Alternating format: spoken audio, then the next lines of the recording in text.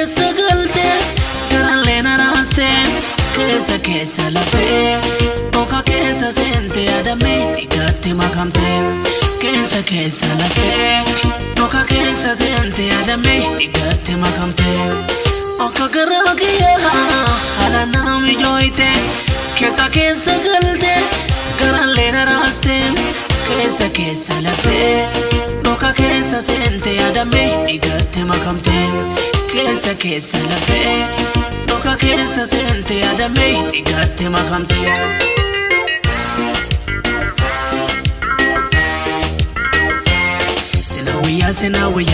Sinawaya fedhuun hin barbaadu situ naaf gaya ati na beeki garaa kiyya sadabin nama raache garaa Sinawaya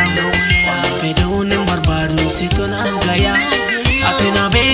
beeki garaa kiyya sadabin nama raache garaa